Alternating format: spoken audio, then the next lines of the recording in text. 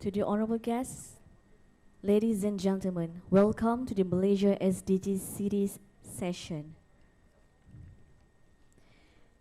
Yang berbahagia Datuk Seri Maimunah binti Muhammad Sharif, Yang berbahagia Datuk Dolbani Mijan, Town Planner Noliza Hashim, Dr. Neil Kaur from UN Habitat, Ms. Maizura Ismail from UCLG Aspect, Dr. Alice Harigusa, she's online virtually currently, and Yang berbahagia Datuk Haris Kasim. I would like to invite Madam Town Planner Noliza Hashim, CEO of Urbanice Malaysia, up on the stage. Please be invited. Thank you.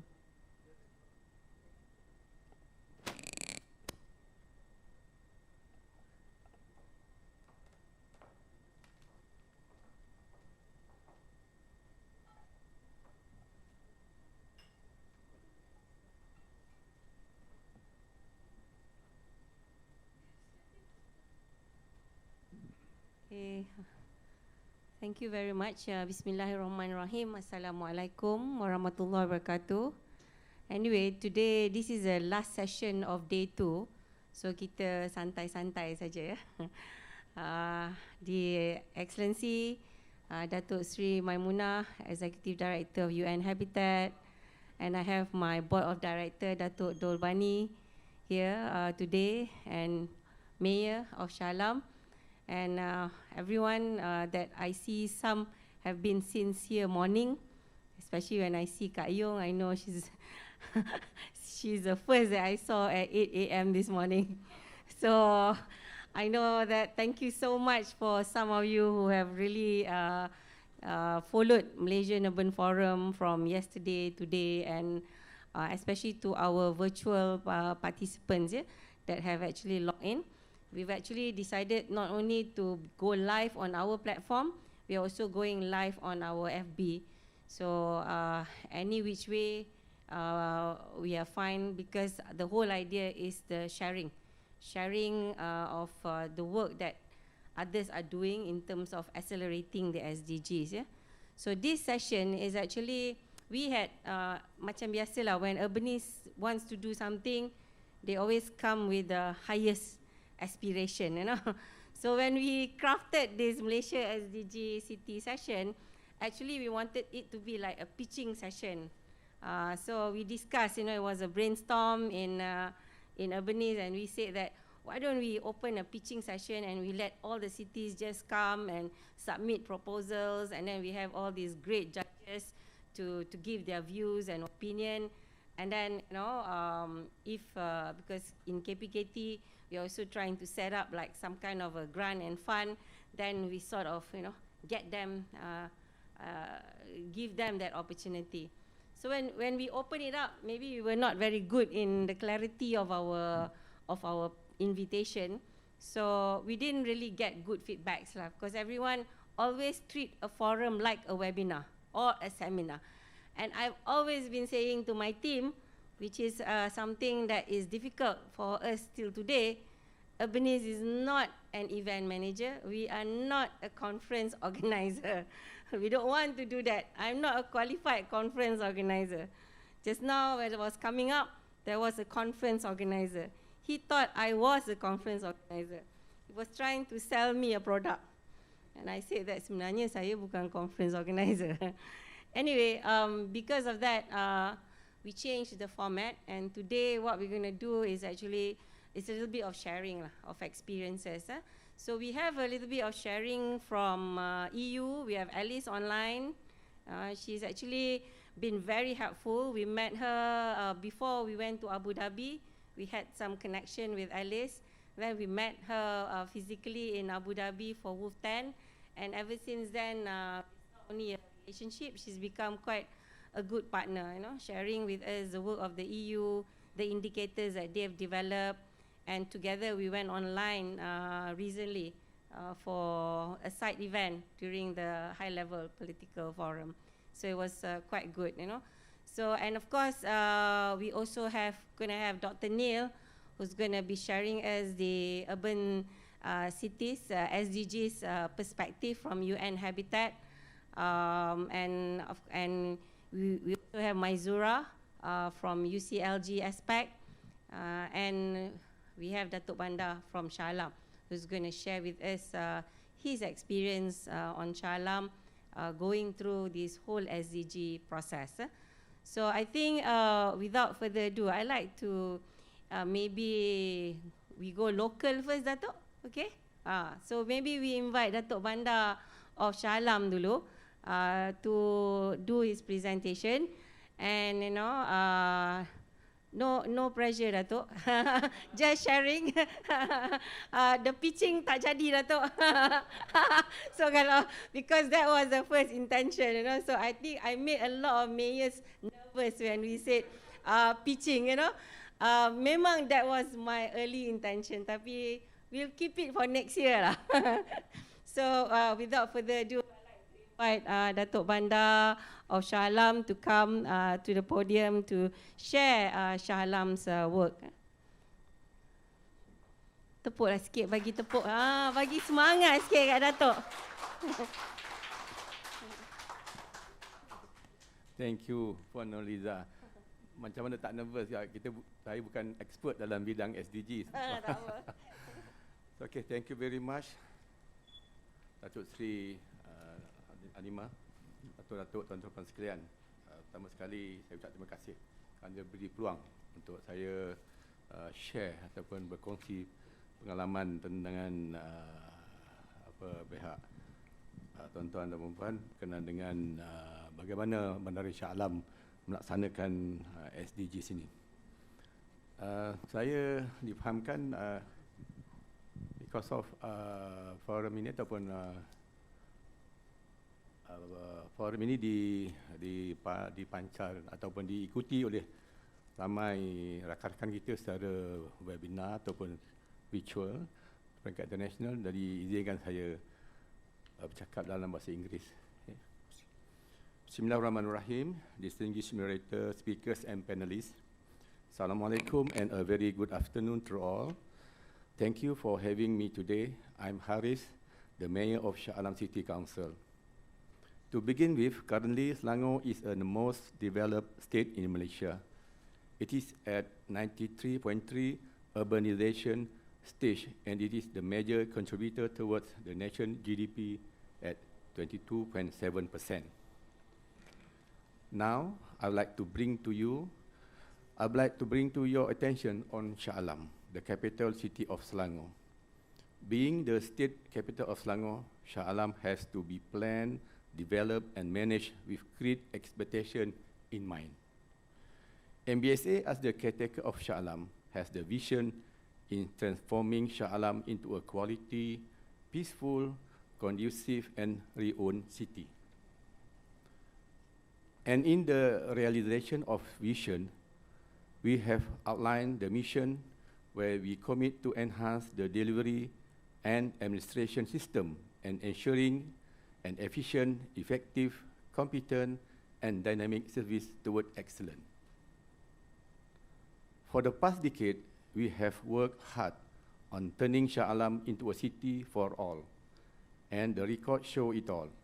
In 2019, the total population in Shah Alam was at 614,136 people.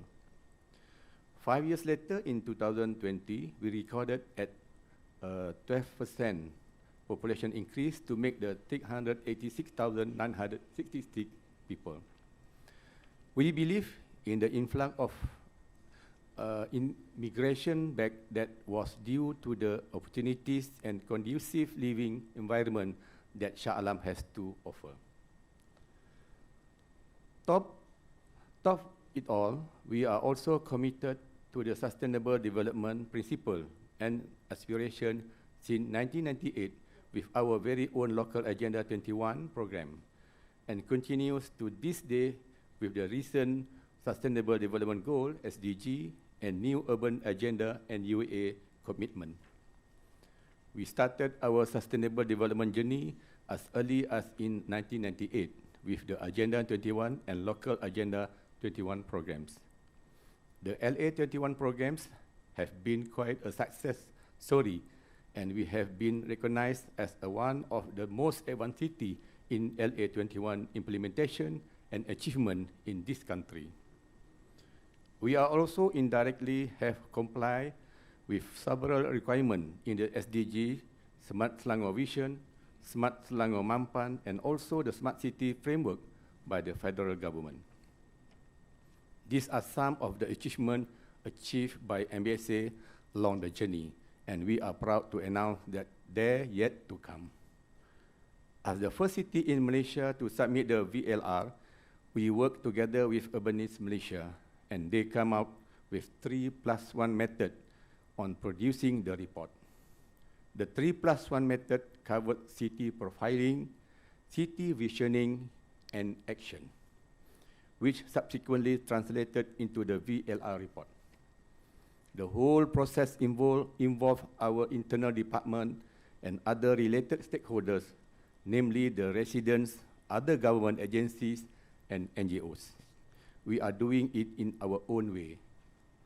Our framework is exercised in a two-stage approach. The first stage comprises the Malaysian Rapid Integrated Assessment and key stakeholder engagement. Then, the second stage will be the prioritization of SDGs for Shah Alam. This will lead us to the prioritization on SDGs for Shah Alam city. By overlaying the action and perception index, we managed to identify which SDG need to be sustained and which require more actions. Our framework will accelerate our SDG city pathway. With the first phase on prioritization on 5 SDG, we shall embark on the second phase towards full-fledged realization of Malaysia SDG cities. We acknowledge the issues and challenge in undertaking this, which are being the first in Malaysia and no precedent to refer to. Second, COVID-19 has limited the reach of our activities and programs. Third, to ensure the residents fully understand and appreciate the holistic concept of SDGs. Fourth, lack of expertise within internal department on SDGs. Fifth, implementation continuity between federal, state, and local government. Last but not least is budget limitation. We are excited and very proud to represent Malaysia to the World Urban Forum 10 last February. At this prestigious international arena, Shah Alam City Council has launched the Shah Alam City SDGs report. Shah Alam SDGs Roadmap 2020 report has become a means of a healthy collaboration exercise among the device stakeholders and strategic partners under the auspicious guardian of the Selangor State Government. The strong belief and commitment demonstrated by all my colleagues here at Shah Alam City Council will help us toward success on implementing the SDGs sustainability toward 2030 and beyond. We are committed to the forerunners of Sustainable Development Goals for Malaysia cities. We aspire to submit the first Malaysia VLR to High-Level Political Forum 2020. With that, thank you very much. Assalamualaikum warahmatullahi wabarakatuh.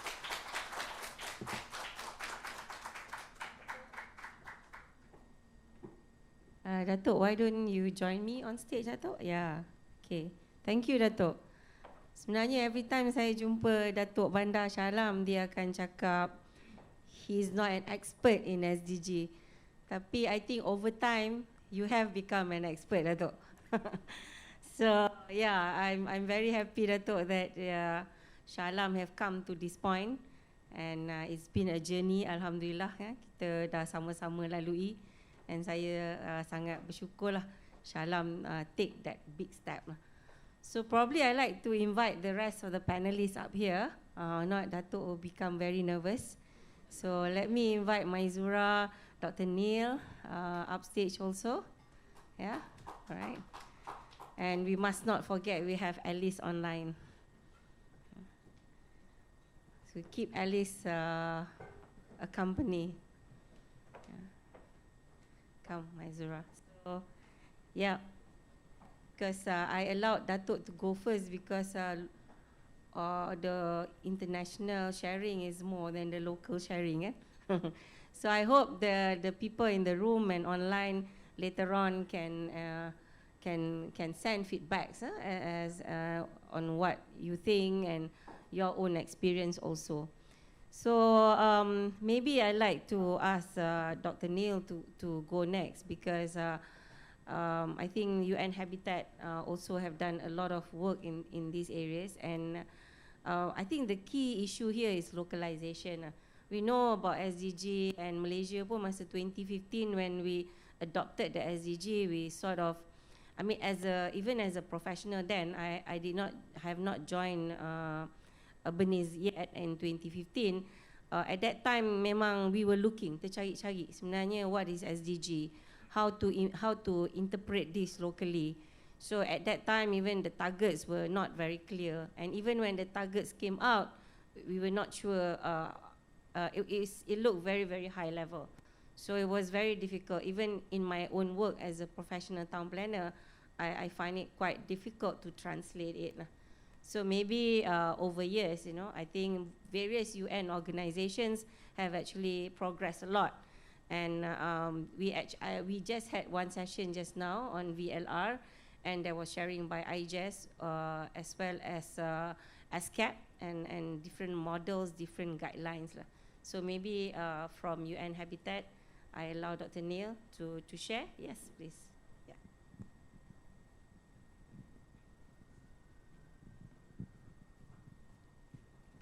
Kita zaman COVID ni kita macam sober sikit kan, tepuklah sikit. Ya, okay. Boleh buka ni ya? Boleh. Dr. Neil pun cakap macam betul. Dalam webinar tak clap, bila jumpa sebetulnya lupa nak clap lah. Okay, yes, Dr. Neil, all yours. Thank you so much, Puan Noliza, Executive Director, Datuk Sri Maimuna, colleagues. Thank you very much for this opportunity for UN Habitat to present on SDG Cities. And I think exactly what Datuk Banda have done in Shah Alam, we are very grateful for the support at the local level. Datuk sebenarnya very much appreciated. And I think that in the Malaysian contingent at the World Urban Forum in Abu Dhabi recently, I think the last of the great conferences before COVID, yeah? And we really appreciated it, and I think Datuk Sri, with your permission, speaking as a Malaysian on stage, and not supposed to do that, but we're very thankful for the kuih-kuih yang hantar from Malaysian contingent during WUF. So thank you so much, and it's really good to be back here. And today, let me put my UN hat back on, just to elaborate on exactly what Datuk Banda has said just now. And the basis for our SDG Cities flagship, because this is a flagship program based on our strategic plan 2020 to 2023, initiated by our executive director at the UN Habitat Assembly last year, in May last year. It is a very practical document, not only the strategic plan, but the SDG Cities itself, because our executive director, as you all know, is a former mayor in Penang, and I've worked with her, the privilege of working with her for the past 10 years. But of course, that time I was from Khazanah, and she kept accusing us of taking away her money. But we had this amazing partnership, and I know that one of the key things that Datuk Sri said to us at the UN Habitat is the implementation, the impact on the ground. The delivery of services to the ground, because if the SDG Cities is just academic exercise in a sense, dapat data, tengok all the laporan and put them together, and then it looks very nice as a document, you've ticked all the boxes, I think that will not help move the needle towards sustainability. And I think with COVID-19, we can understand the depth of the challenge that we are facing. Suddenly, no one would have thought, even when we were in Abu Dhabi, no one would have thought that the entire global economy would have ground to a halt. owing to a virus which you can't even see, which is microscopic. But as Datuk Sri had mentioned earlier in many of her webinars, I think we have pushed nature to such an extent that now, in a sense, it's fighting back. And I think that the key here is, do we have the tool to be able to monitor and build back better? So we are here presenting to you our SDG Cities flagship as one possibility, and not from a theoretical perspective alone, or a normative or guidance alone, but from a very practical dimension. Next slide, please. I don't know whether I'm supposed to.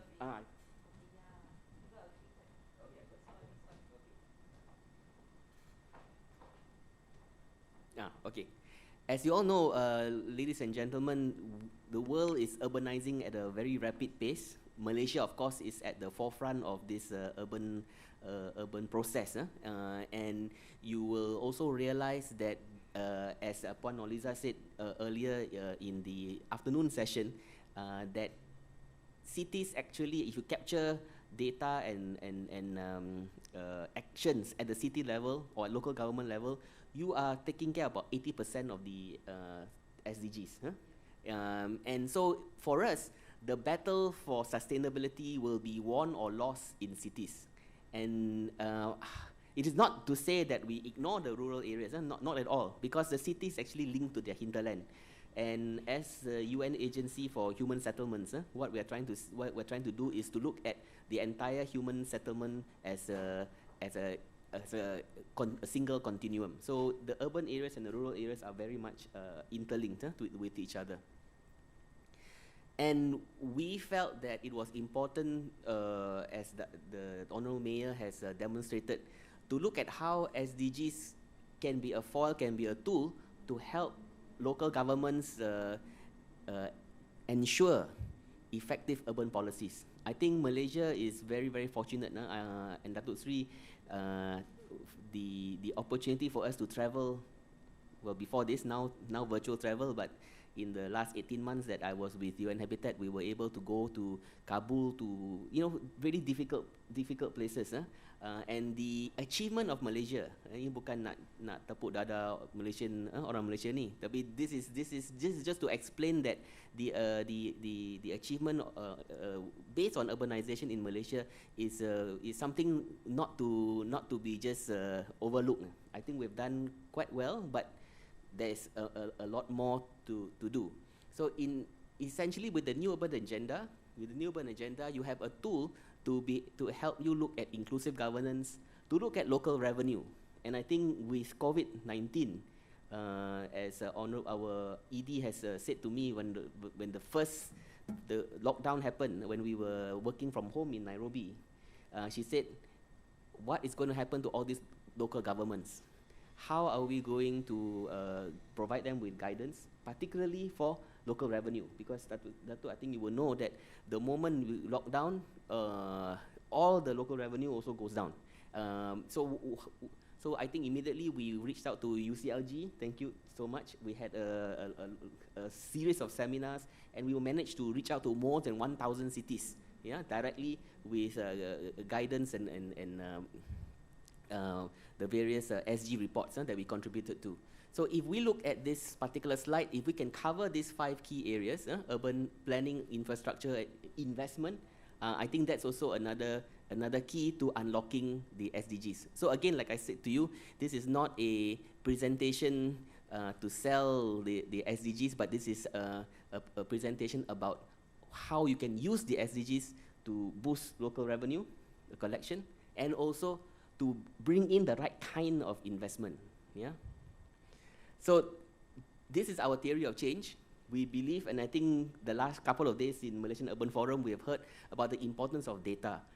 Correct me if I'm wrong, Dato', but when we had lockdown, I think even Barcelona called us, remember, ED, and said, I cannot function, ED. You know why? All my files are not digitized. I cannot lulus all the development plan, because I can't leave my house. So I think that sometimes you will laugh because you say, oh, kenapa tak buat macam ni? But those are the fundamental problems. And I think it's very important that now that we have a chance to sit back and we are going to look at whatever money we have, how are we going to invest, Dato, it's important to look at data. Data is one of the things that we have been exhorting local governments to collect, because you need that data to be able to allocate monies and resources into the right places. And I'm very happy to say that in Selangor, for example, I know of a program where which, you know, as YB Fahmi was saying this morning, a lot of people started giving. Saya nak bantu orang because they are in the PPR and all that. And you know what happened? This lady got 3 different donors donating the same thing. Yeah. However, with this new app that has been developed in Selangor, yeah, they are able to identify exactly what each of these families need. And you realize that this lady actually needs insulin, not more rice. Yeah. So I think that this whole idea of data evidence-based decision making is very important. And this becomes the basis for the strategic plan. I don't have to talk about the planning because I got lots of planners in this room, so I also tak berani. Okay. And for us, I think the 2 extra steps is, as Datuk Sri has mentioned from her days as the mayor, project development and project financing. Because as long as there's don't have these 2 components in place, all the things that you have planned out, it remains a plan, remains static. And for us, it's important to make sure that there's a encompassing capacity building at the local government level. So as you know, Dato', we have been working with UN SCAP to also even give special training for first-time mayors, so that they can understand how to deal with this kind of issues. This is our theory of change. As you remember, we said that there are key components. There's environmental, economic, and social components. And I think Puan Noliza, when you see this, you can see exactly the same as what you have done. So those of you receiving advice from Urbanice Malaysia, I would like to say thank you to Urbanice. I think we are in the same wavelength. Yeah. So the basis is the SDGs. Yeah. And I'm not going to say which city this is, but essentially we have done this work which is called the City Prosperity Initiative, where we look at all the through surveys, through data collection. Some cities are doing very well in the social dimension. Yeah, so this is a case of one city. I'm not going to mention which city. Some are doing very well in the economic dimension, not so well in the environmental dimension, which is always a great challenge. Yeah. And then this is the core sustainability elements. And then we break them down to actions that need to be done in these particular fields. Yeah? And I know Edie will know that we have done this study at the level of more than 500 cities now worldwide to be able to understand what exactly or where exactly resources need to be allocated to move the needle. Yeah? Now this has one thing which is very good, and the ED has stressed this at the very highest level, that we are not asking cities to go onto a kind of evolutionary escalator. Bukan semua city akan jadi macam Helsinki. That is not the objective, because Shah Alam is unique in its own context. In Selangor, as a capital city of Selangor, as a planned city, it has got all its own complexity, yeah, and also advantages. So what we are trying to say is that this will help you become more SDG compliant in your own terms. Yeah, bukan nak kata if you do this, tiba-tiba 10 years from now you become Helsinki. No, Helsinki is also very good in its own terms, but so this is not about getting into a kind of evolutionary ladder. Yeah. So again, these are all the various cycles. I will not get into the technical aspects, but I will be happy to have a bilateral discussion with any one of you. But essentially, we first look at the baselining, yeah, to collect the data, etc. We are happy to say that we are doing this in Penang, Johor, and through, I think, Urbanice Malaysia, when we have the collaboration, our MOU, then we can definitely also adopt the approaches that you have been testing out. Yeah. And then we will look at all the key interventions that has to be made to be able to move the needle. Yeah, and this is very important. I think in Malaysia there is no shortage of investors lah. Tapi kadang-kadang it depends on what is your, how do you perceive progress and development. Some people say the more tall buildings, the more you feel like you're progressing. I think that one is when I was growing up. You know, I'm very old now. Yeah? But I think the younger generation will perceive development and progress in totally different ways. They will want to see sustainability. They have seen, because of COVID, the Klang River turning clean. So I don't think they want to go back to when it's dirty, right? And so I think what we're trying to say here is that this SDG Cities flagship program that we have can also help cities identify what kind of investor is good for you. And as you know, this leads to what if I may, ED, share with them the aspiration. As you know, we have, in UNESCO, we have World Heritage Sites, which is determined by a World Heritage Committee. In the case of SDG Cities, as the main UN agency for SDGs, our executive director has in mind to create a World SDG Committee to determine which cities can qualify for this status. And this gives a new impetus to the new kind of investments that you need in that particular area. So not because we are both from Penang, but we are testing ground in Penang, but we will be very happy to also consider Shah Alam and other cities that Urbanice Malaysia is going to recommend to us. But Dato', what's very good about this is that then we also have something called the City Investment Facility, which we inaugurated at MUF2020 in Abu Dhabi, to be able to then match the kind of investors with the kind of sustainable projects that they want. Because if you just leave it to the market, I think you may not be able to move the needle as efficiently. Yeah. So this is to complete the cycle. Yeah. And I'll be very happy to take any questions. Yeah. So this is the methodology. Like I said, we look at data. We look at the action plan. Yeah. Because our ED is a former mayor, so everything must have action plan. Correct? Yeah. And then even down to the tasks involved, and then into the investment. So basically, it helps you, if you are a city, to bring some of your projects, Dato', to the financial market for financing. Yeah. So this is a delivery model that we would like to look at the outline and of resources. We look at the urban labs that we can create. Regional support funds. We even try to co-locate the funds that may be suitable for a particular place. We have a global knowledge hub to assist. And I think the ED has just presented to the Prime Minister our catalogue of services that UN Habitat provides. Of course, we develop partnerships. And for whom is this flagship program for? For cities, of course, yeah, and local governments. We definitely also want to target investors, and at the city investment platform that we initiated in Abu Dhabi, we had a very good collaboration with funders totaling $1 trillion. And of course, we would like to ensure that we do this sustainably, through global development. So that's my presentation. I'll be happy to answer questions and take on discussions. Thank you very much. Thank you, Dr. Neil. Yeah, I think well, it's a great relief to see that it's we are quite aligned to what the SDG cities, and even though we've not had much discussion, but I think it's good to know that we are in line. Actually, for me, it has always been about how to put the pieces together, because there's no real literature. You know, you can open that. There's so many reports on SDG.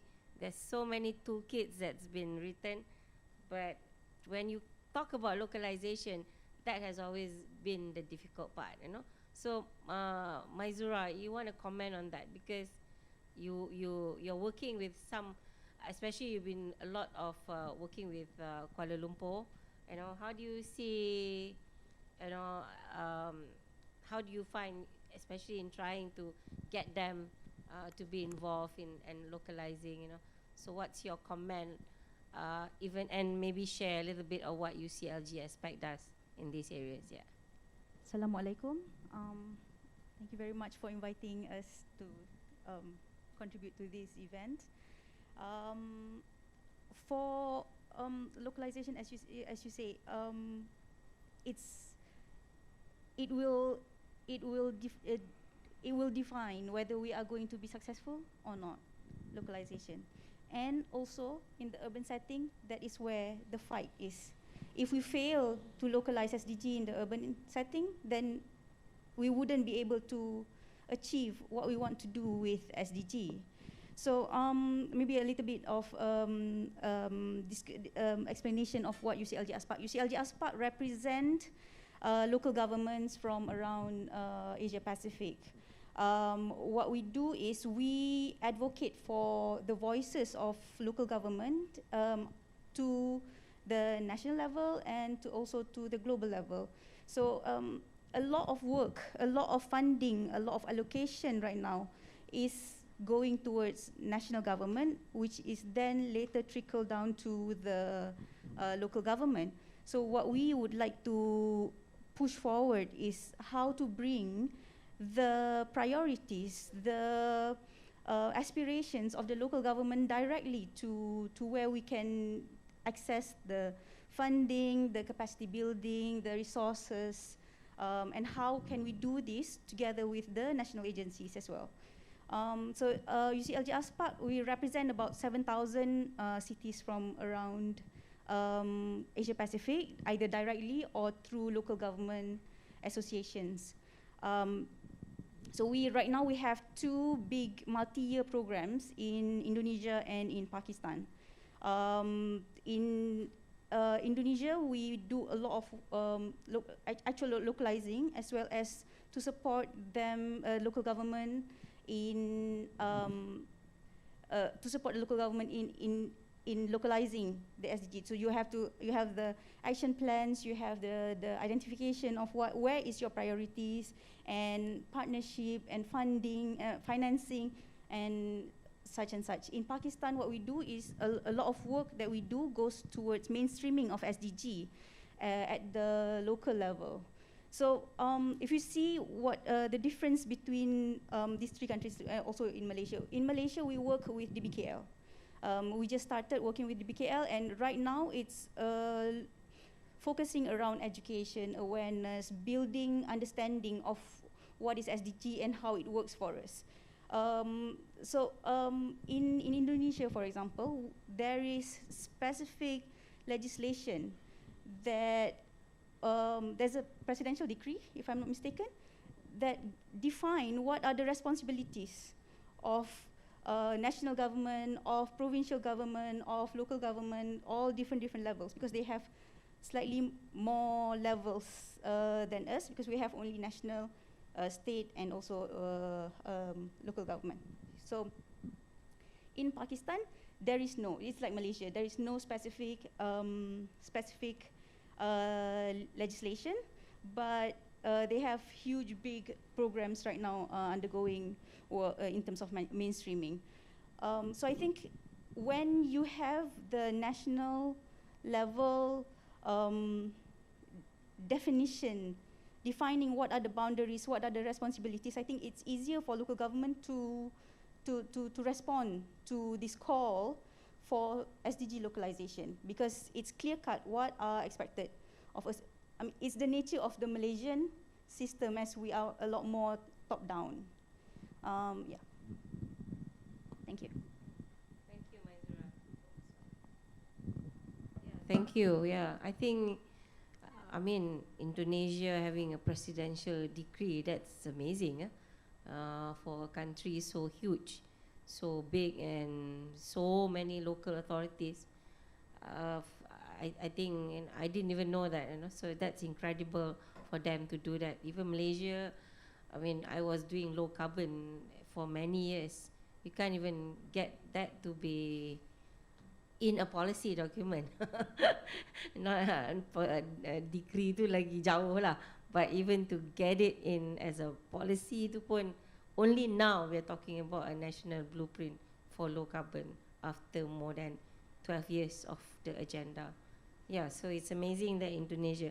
That's why I find that a lot of countries, they leapfrog, and that's why they achieve faster.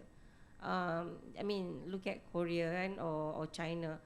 From 3G China, they went straight to 5G, you know. We do the step by step, 2G, 3G, 4G, 5G.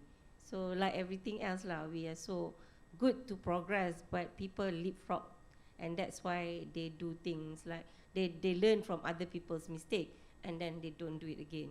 So maybe let's listen to Alice, you know, and the work that she's do is even when I first when we met in Abu Dhabi, was amazing to see that, you know, I mean EU, as you know, the European region, they're so diverse, and what the work that Alice does is that they managed to sort of form some form of targets that is common to be used throughout the EUs, you know, and probably she can share the work that she's done, and you know the challenges that she faced, you know, and yeah, Alice, maybe I pass it to you now. Yes, can you hear me? Yes, very well, thank you. Oh, great. That's a miracle. What Thank time you is it very there much. now? Can I know And what- thank you very much for the invitation to participate today Malaysia Urban Forum. I'm really honored to be to have been invited to participate to this panel, and I really send my greetings to all the panelists there. Buongiorno, I'm Italian. I work for the European Commission. In particular, I work for the Joint Research Center.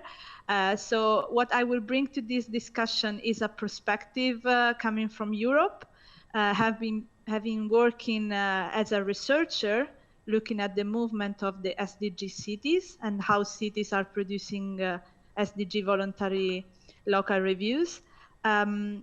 Before starting to explain my work, maybe I will also explain what the Joint Research Center does. So as Norlisa was saying, I work for the European Commission, and the EU, the European Union, is a union of 27 countries, European countries, and we have to deal with many differences in terms of culture and languages and local situations. So when we talk about SDG in Europe, you might be surprised, but also for us, SDG might really differ on how we interpret what is the goal for us. So what we have been looking at in the last year is that many member states have actually started to implement the SDGs, but with different strategies, because the states are different. There are some federal states, some others that are different multi-level governance approaches.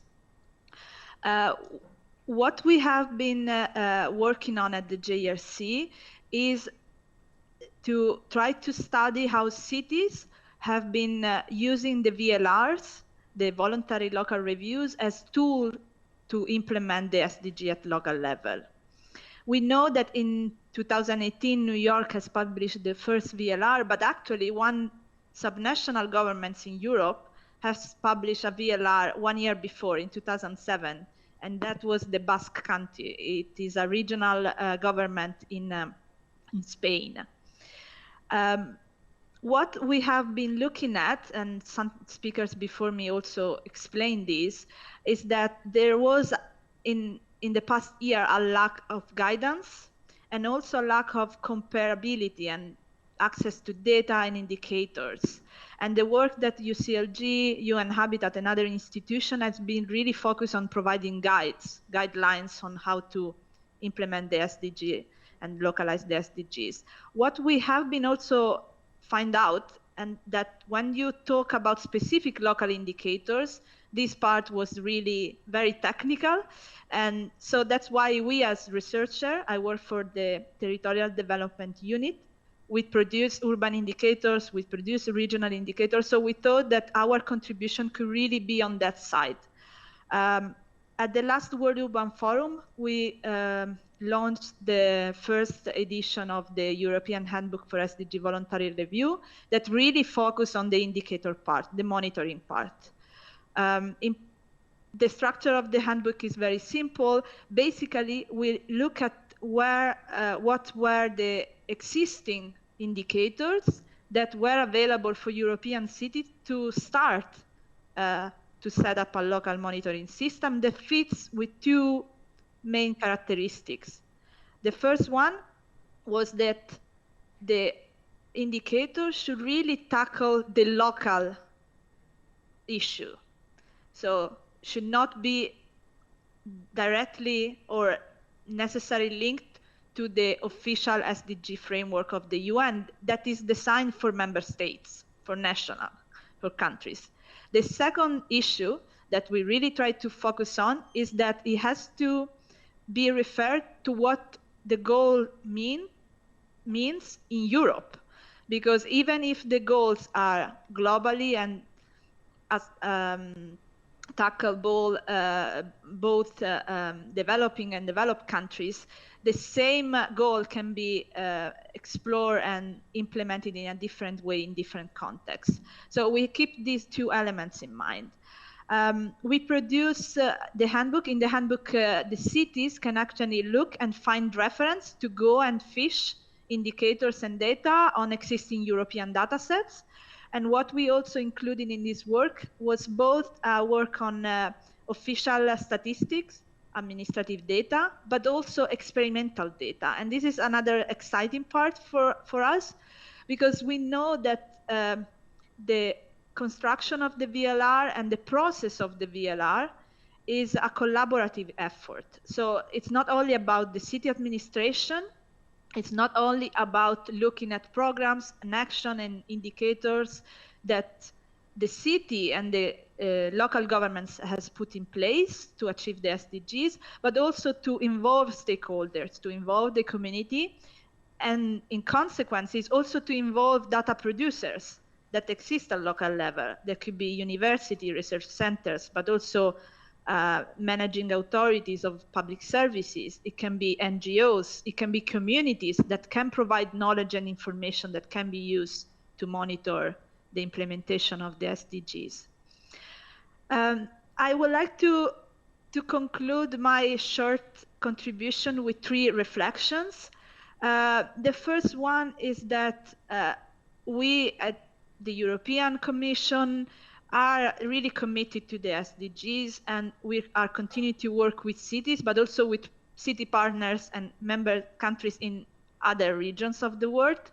And we at the JRC, we will continue to work on this part, on this tool of the VLRs to really support with scientific and knowledge this elaboration of cities.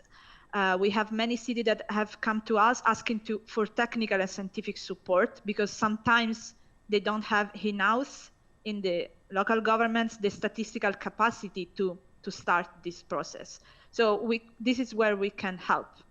The second element is that new techniques and new data are continuously produced. Every 6 months, there are new data sets and new techniques that can be used to collect and disseminate local data. But another part of this story is that we have to be very wise in the way we analyze the figures and the way in which numbers tell us a story. With the same number, you can tell a very different story. So it's very important to analyze the figures in the proper way, and also to try to go beyond the figures and try to understand how the inequalities within the city. So sometimes even the city average of a value cannot tell the whole story of how citizens live in the city. So a call for having disaggregated data that includes also, for example, neighborhood averages or disaggregation by gender, race, other factors. The last element is that this kind of exchange and this kind of tools enable cities to speak to each other with the same language. And this, I think, is one of the main achievements of the SDG up to now. It creates a global movement that speaks the same language and enables cities in Europe to talk with Malaysian city, for example. We really look from Euro at the example of Malaysia as a reference. We are very looking forward to see the Malaysian SDG city movement grow and achieving results. to compare, but also to learn from each other. And one very exciting thing is that the next World Urban Forum will be in Katowice in Poland, so in Europe. And we really hope that in the next future we will host you and learning from each other and seeing when we can improve and share knowledge. Thank you very much. Thank you very much, Alice. What time is it there? May I know? It's morning. It's Okay. 11:40, so Right. it's not bad. Okay. Last time I wake you up for an event at 2 a.m. in the morning. Yeah. So I this had time to I walk was around my lucky. house, you know, so that I don't look so blur at 2 a.m. I'm glad we didn't wake you up. Yeah. Okay. Thank you so much for that. Yeah. Yeah. So I think it's very challenging. You know, you have to do it on 27 different countries. You see, LG Aspect has the whole Asia Pacific to actually, you know, coordinate and try to find one common model. And UN Habitat have the whole world with 90 over officers to help you, you know, maybe explore, accelerate it in a different manner. And here in Malaysia, yeah, our task is to try to bring all 154 local governments to actually do it. So we are very, very slow actually. In my ministry, we only have 5 this year reported. We actually targeted, before COVID, we targeted to add like 10 to 12 cities in 2020. So when my minister asked me during the certificate yesterday, I said 5. She said that was last year's number. Yeah, unfortunately we did not manage because we couldn't.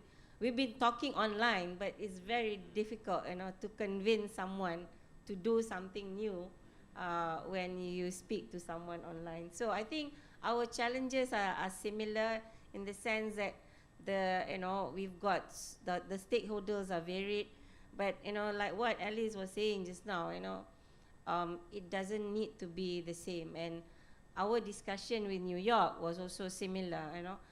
When we first started it, we asked them, do you have a template? And then she said that no, there's no such thing as a template. This means when they started, they didn't have a template.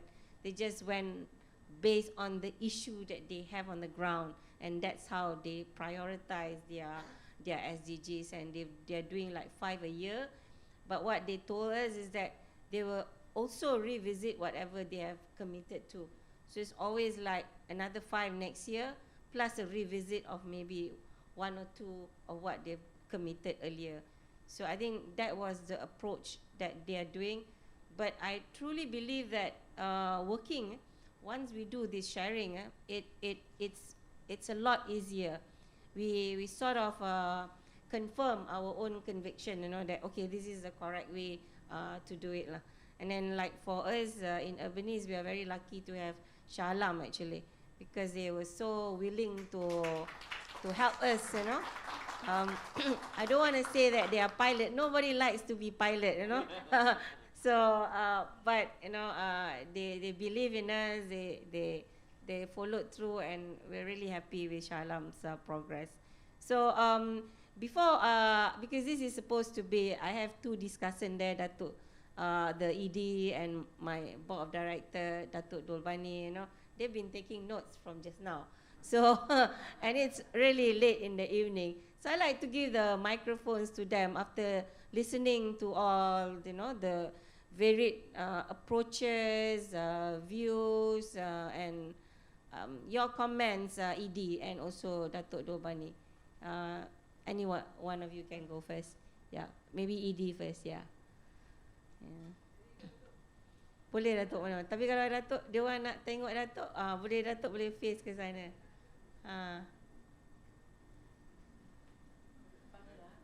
Okay, boleh. Okay, thank you very much, Puan Liza, and thank you very much, panelists and Alice on online. Thank you very much, and also for the followers of this Malaysian Urban Forum. for the past 2 days, yesterday and today. I would like to congratulate Shah Alam for having this belief and the leadership. I think leadership is very important, and what you believe in what you are doing is good for the people that you serve, for the subject that you serve. And then, and again, I would like to sum up. Just I used to say this. I think those who used to hear my, not to say my speech, my remark, I used to say, think local, act global, learn global, apply local. When I went to UN Habitat, I got to learn global. Okay. Learn global, apply local. Yes. Why I said think local? People used to say act global and think global, act local. I think you cannot think global if you don't know your local situation. That's why I've seen that all the just now it start with the city profiling. Understand your cities.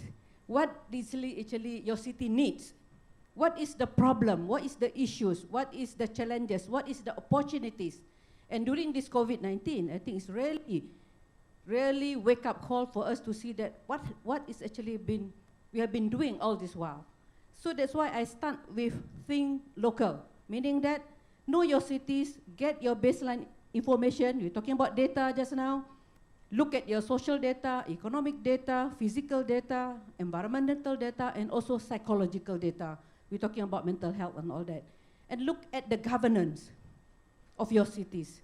This is like looking into I used to say, vertical integration and the horizontal integration, meaning that I think in the Malaysian context, when Ponaliza was, I think, presenting just now, we look at the national level, the state level, the local level, and the horizontal is the private sector, the community, civil society, NGOs, and all that.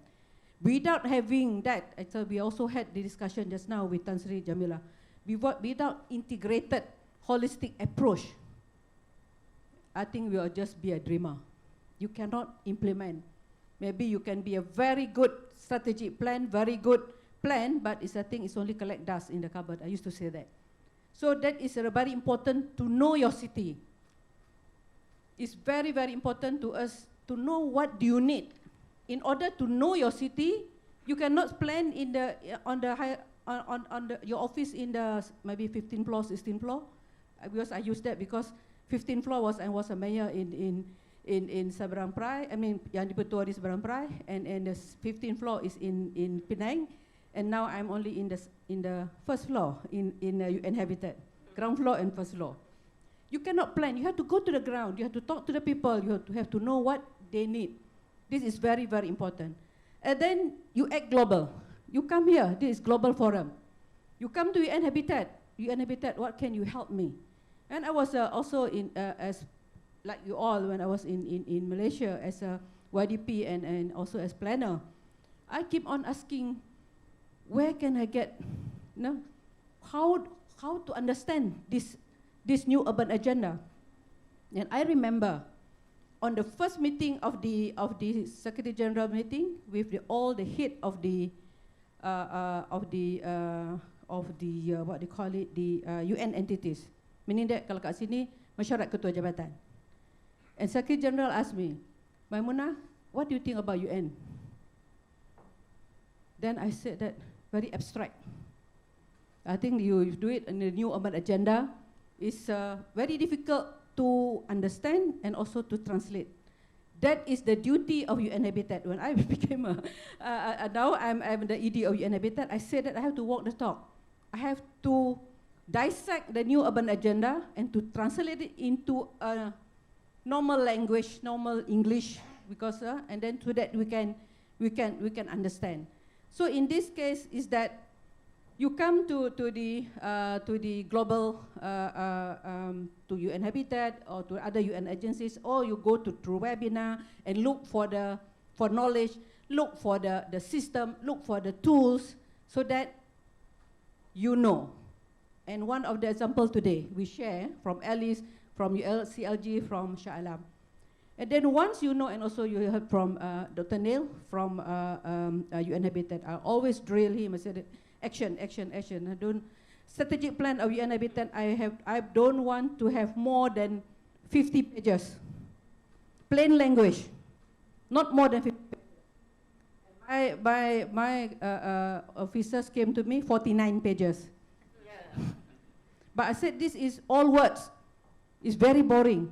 But Edie, you want only 50 pages. Okay, we photograph more easier to read. Okay, maybe I can give you less than 80 pages. So they put it 74 pages. You can see our strategic plan, 74 pages. Easy to read and very down to earth, you know, in terms of the words.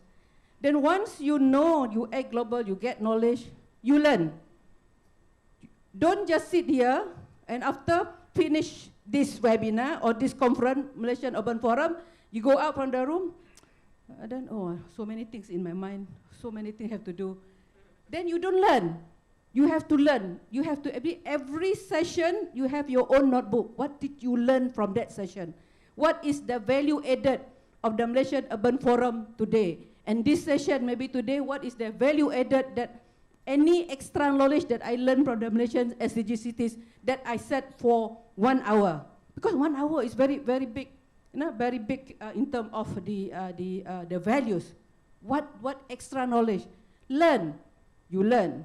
And then, after you learn, don't just keep quiet. Action. Apply local. Locally, either you apply in Shah Alam, in Penang, or you apply in Johor, in Malacca, or even in UCLG, in Indonesia, in Philippines, or even in Alice, maybe in Europe. Yeah, Alice? So you apply. So you apply, don't just stop there.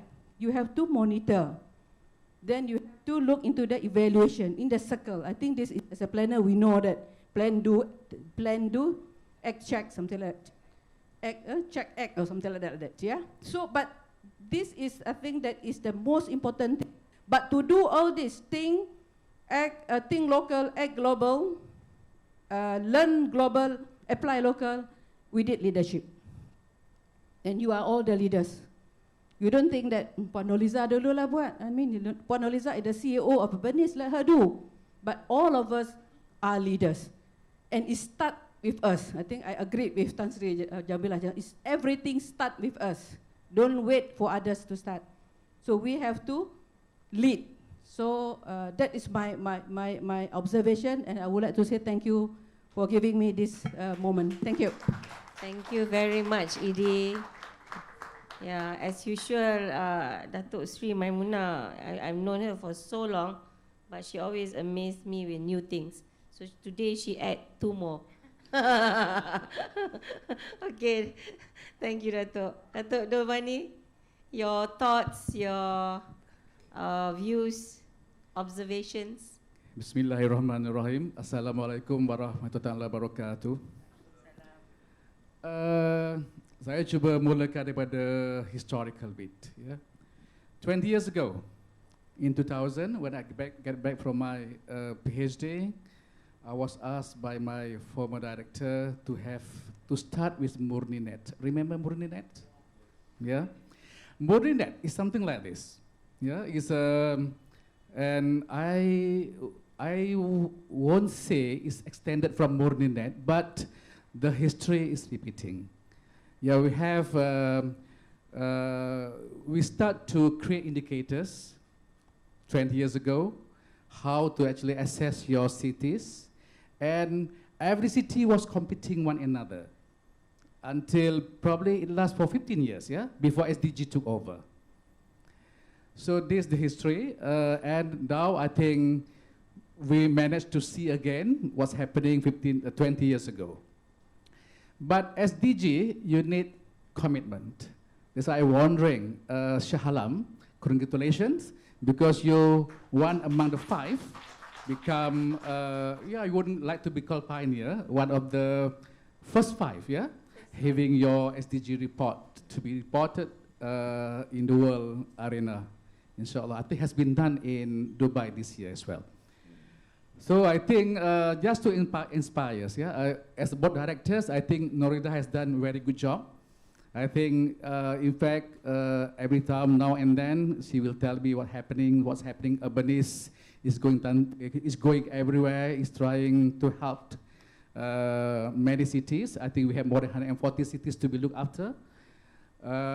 Probably after COVID, I don't know when, we are going more vigorous effort in helping various cities to have their report done. Yeah, and as Ali said, he also want to share with Malaysians how we did here. And I think it's a bit challenging here because we deal with people. SDG is dealing with people, yeah? And because there's no Q&A, I'm just wondering how actually Shah Alam, of course Shah Alam is planned city, most affluent people over there. I think it's very easy to, I won't say very easy to have your report done, SDG, but I think there are also some factors, the level of educations and so on. That's why as the Shahada become #1 here, presenting their report. Yeah. So I wish this city in Malaysia, 140, more than 140, will have their own report. Probably, yeah, less than 10 years, probably. Yeah. So probably the only easiest way is actually Urbanice can do everything. Probably the big brother can help also. Shah Alam can help Kelang probably. Shah Alam can help Ulu Selangor, something like that, you know. So now you become big brother in Selangor. I think you can always helping others to have your own report. And also other state as well, and become faster. That's why you're having Urbanice to help you. Urbanice could be a coach here. They are more on the referrals. Probably they can give training, can give bimbingan and so on. Yeah? But probably Shah Alam is a big brother in the state and also other cities as well. You can always help us by helping out. Yeah. So with that, I think I have nothing much because we are almost 6 o'clock, 6 o'clock sharp, and I wish our effort, our journey to have our SDGs for every city is going to be materialized soon. With that, thank you very much. I think you have enjoyed the forum today. Thank you so much. Thank you, Dato'. Yeah, I just like to open up maybe from the floor, any views, any comments, you know. Tadi YB Fahmi, you know, memang yeah, he hit one note lah, you know, which it made me think on how to do it. Dia kata, you know, maknanya when we talk about localization, it should be the makcik, the pakcik at the pasar faham apa itu SDG kan. So yeah, you know, I haven't got because he baru balik pasar. So I'm thinking also, okay, yeah, that's satu perkara lah Datuk that we need to try kan. We insyaAllah we have started talking. Masa COVID kita buat workshop online, Idi, workshop online. I was amazed the wakil-wakil penduduk ni, they log in juga. We managed to do it jugalah dengan Anne punya and her team dengan Puan Aniza, you know, was quite amazing juga. So tapi kalau nak sampai ke pasar tu, it made me think juga tadi macam mana YB Fahmi cakap ni. But he is correct because nak sustainable agenda ni, the community need to faham. Then we do less, they do more, you know, and they do it without asking us why they should be doing it. And so I thought that was really direct to the point lah. Any views, Puan Muaimuna from IRDA, they also are doing something with their 5 PBTs. Yeah, Puan. Okay, I think thank you for having this session today. So I just want to ask, because always when we talk about SDG, it's always about cities. Yeah.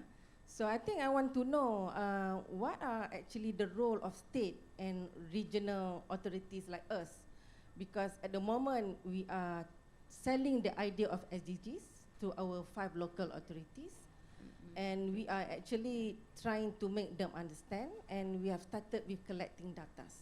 So I think maybe UN Habitat can start looking at state and regional to actually drive this SDG.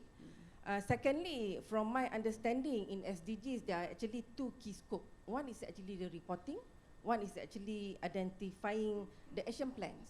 So for Malaysia, actually reporting is actually by DOSM through Ministry of Economy, and the action plans, I guess, via KPK3 through Urbanice. So how does these two ministry actually work? Because I see there is actually a gap in between. So maybe we can actually look at this for Malaysia. Okay. So maybe Dr. Neil, you want to share some light on the regional and, you know, yeah. Thank you, Puan Maimuna, and it's very good to see you in the audience. And as I told you, UN Habitat is very action-oriented, and we will be in Johor very soon. In fact, early November, ED. I think my ED also doesn't know yet. But yeah, definitely there is a major role for the in the case of Malaysia with the planning structure where you have national, state, in this case regional, between the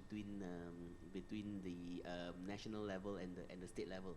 So I think we are very fortunate. We have IRDA. You also have your global urban observatory, and you have your data sets for the entire Iskandar region. So definitely there will be that integration of information.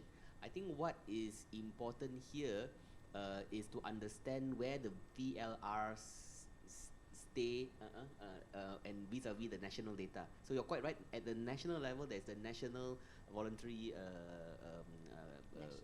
reviews, which I think if you look at what Urbanice had presented earlier, in the case of Malaysia, it's very well and seamlessly organized. So I don't think there's any problem with incorporating regional level data. Now, then of course at the UN level, as you all know, UN DESA is the main partner for collecting at the national level, and I think we are now we have a partnership with them, so that UN Habitat is the main local agency, UN agency that looks at the VLRs. So that's where we are moving towards, so that we on our end at the global level are integrated as well.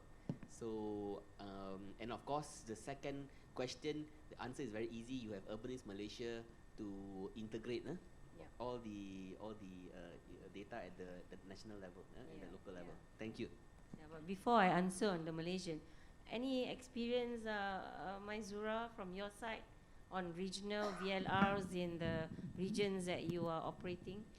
Well, not so much that, but just to caution that when we're doing the VLR, we should see how it fits into VNR, number one, because the process cannot be separated. The process should be contributing to each other. Number two, it cannot be just a showcasing exercise. We cannot produce another report that showcase what we are good at. We should look at also, we should be honest with ourselves and identify where it doesn't work so well. Because this information, this data and information that we get from identifying where we are not good, this is where we can clarify the focus for development for each of the areas, whether it is regional or local or national, mostly that. And also VLR, VNR, integrated, it should contribute to decision-making, evidence-based decision-making. We need to go through that. If your VNR or VLR is just a showcasing exercise, then we have missed the opportunity. It's a great opportunity for us. Thank you. Okay, thank you. Alice, anything on your side, on the European side, on the regional VLR? I think the last panelist say the most important element for me is the evidence-based decision. This exercise, the collection of data, the monitoring, which has to be and should be linked to the national level and the subnational level, the regional or province, depending on the state, it's key, but should really guide the decision. We should take local decision, national decision, coordinate among each other based on evidences. And this is why indicators and VLR and processes and discussion should lead to better informed decisions. These processes are not to showcase what we are good at, but to identify gaps. That's why before I was mentioning the need to have also disaggregated data, because we have to highlight the ones who are left behind, the places, even within our cities, who are left behind, the ones that are more in need, and the area where the local governments or the local actors should work better. I have few experiences up to now of subnational governments that are not cities that produce VLR, some in Spain, some other in Belgium, but this is not still emerging very fast as for cities.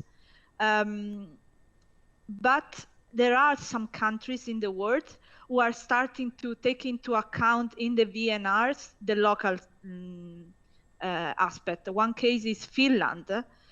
Finland is not a very big country, but they have 3 main cities who produce VLRs, and in their last VNRs, they included their contribution.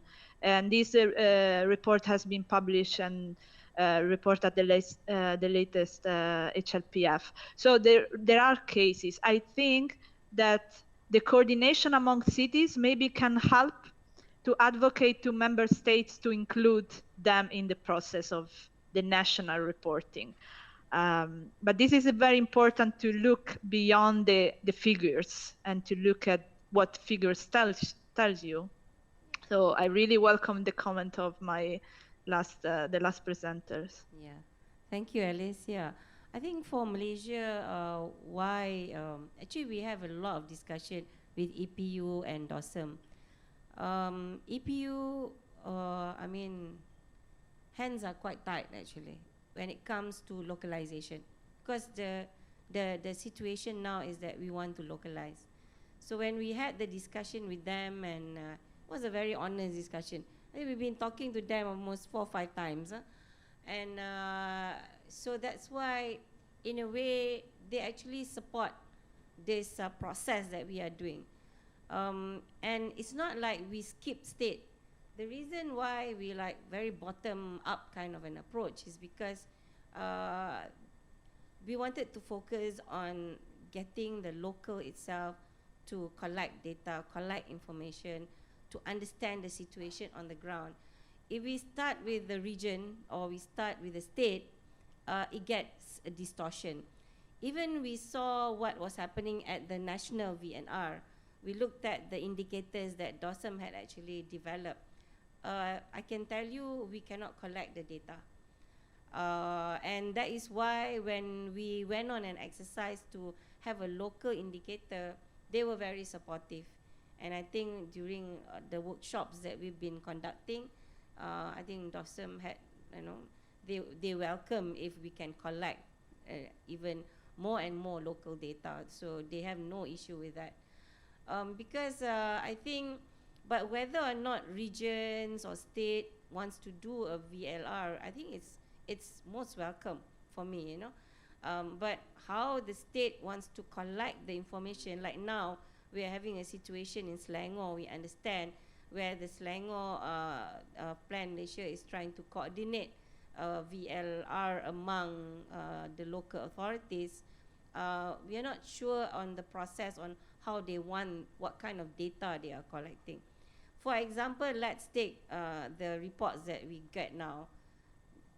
Very low poverty, but we say there are people hungry. How can people be hungry if there's not poor?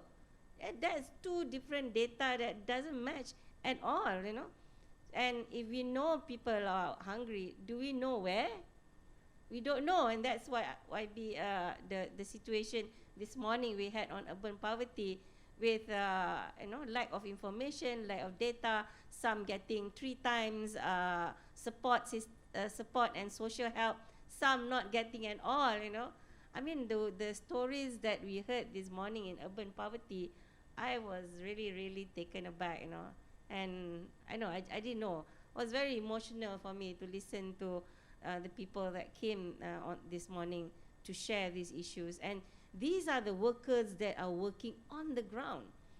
The stories they tell in Kedah, the houses in Sentul, you know, and we can't even capture those data sometimes in a local plan.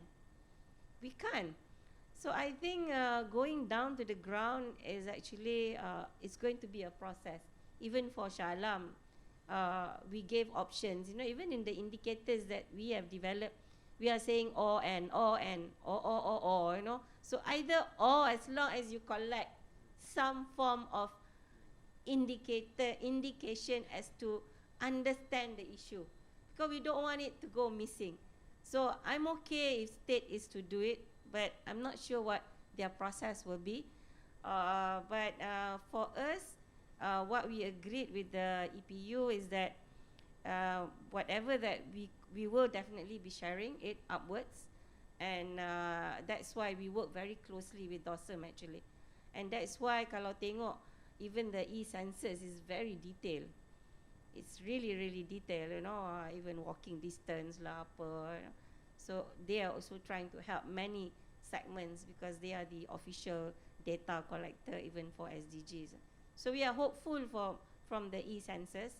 But like from the work that we do in Urbanice, we have not really touched actually lah, to be frank, on state level, because yeah, one is also because we don't want to be caught in the policy part. We want to make sure that this is a really bottom-up kind of approach. We don't want to be distracted by this one tak boleh, yang tu tak boleh kind of a situation. We just want to try to have a real understanding on what is the issue, like Maizura is saying lah. I mean, not showcasing lah, real issue, you know. That's why kita pun cakap kat Shah Alam and all state, just be honest, this is the issue. Kalau boleh ini ada isu dia, inilah. Kalau this is all that you can do, do it. So not forcing nothing. And that's what we've been doing the last 1 year, going to the ground. That's what we've been doing a lot.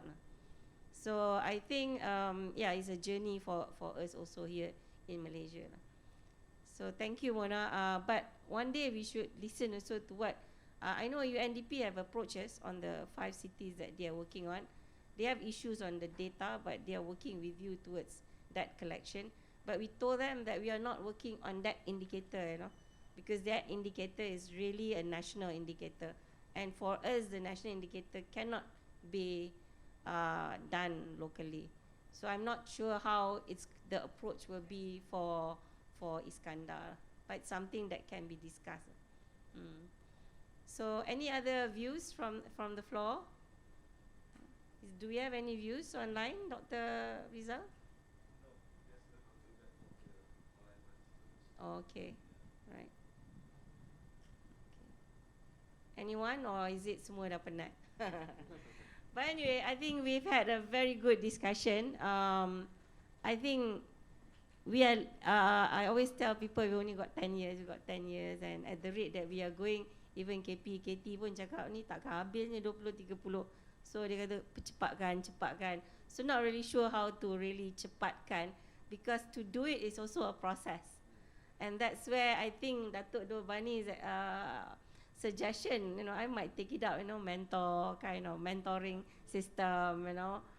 So we have Shah Alam being mentor. Maybe that's a good way of helping us to fasten the process, maybe through our partners here, UN Habitat, UCLG, and then we've got UNDP, IRDA, you know, maybe that's maybe one way of us fastening. But what I see now, personally, if you ask me, we've been working very much on our own. And then we are struggling at Urbanice actually to ask for help, because we are very small. But we still want to do this, and we want to do it on time also. So I think, yeah, any last words from the panelists? Datuk, not a question, Datuk, last words. Last word, Datuk dah observe what we've said. Inspire lagi tak, Datuk? Okay, kita sebenarnya di Shah Alam berasa bertuah kerana antara yang telah dipilih untuk jadi pioneer dalam projek VLR ini. Dan kita akan bagi support yang 100% support, maybe 200% kepada pihak-pihak PBT yang lain.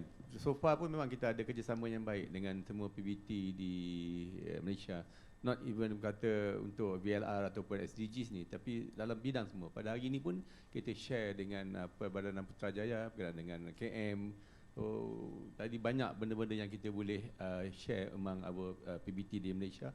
So we are open dan kita rasa bertuah kerana benda ni atau perkara ini dapat bersama-sama dengan Urbanice, UN Habitat dan sebagainya. It's a global punya action. So itu yang kita hendak, dan kita rasa kita hendak letak Shah Alam dalam peta dunia. Terima kasih. Nak belilah Datuk. Global action. Manjura, any last words? Maybe something I can share. UCLG ASPAC with our partner Cities Alliance and also UNDP. We in 2018 we did we came up with a publication on cities enabling environment ratings for at country level, 28 countries in Asia Pacific. So there are 11 criteria that we look at that sort of like that can help us gauge in terms of where or how much easier it will be for the local government to undertake localization, not only of SDG but also other global agendas. So yeah, so a lot of the criteria have been mentioned today. For example, when you talk about local revenue, somebody talk about the legislative framework and citizen participation, transparency. These are some of the criteria that can help us hone in where we can do better to help our local governments. Thank you. Alice, any last words from you? Yeah, maybe a last word on these challenging times that we live, especially in Europe. Of course, we talk about the SDG and how to implement them, while in Europe here we have a huge humanitarian and health crisis. And I would like to recall some elements, just one maybe. In conclusion, this experience of living in Europe during these times, this year in particular, has brought to many citizens more awareness on the importance of the taking care of our planet, the environment, but also taking care of each other, and taking care of each other in cities and the quality of life in cities. So in the unfortunately of this disaster and this tragedy, there is some light, which is the cooperation among cities and the awareness of citizens to science, how important is knowledge, and know your city and know how your city works. So maybe this is positive side at the end, just to bring to the table that some good things can come up from this, and through also the cooperation among cities. So thank you, and thank you again for the invitation. I was honored to be here today. Thank you, Alice. Thank you so much. Yeah, Dr. Neil. Thank you so much, Puan Noliza and everyone here.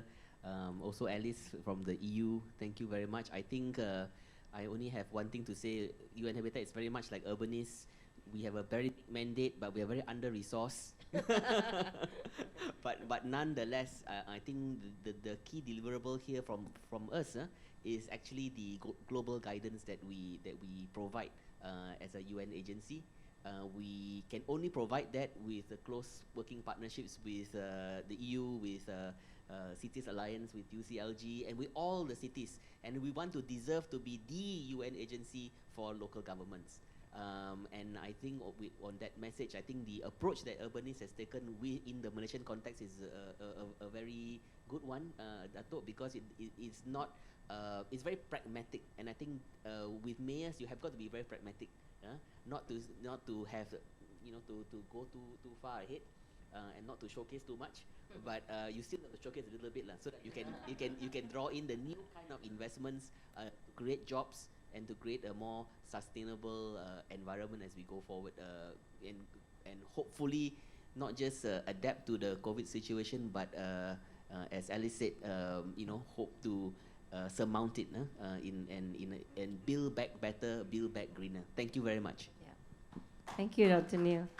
I think a lot of wise words have been said, a lot of common thoughts also among all of us here, panelists and in the room, I don't think I should recap that, I think all of us have taken notes.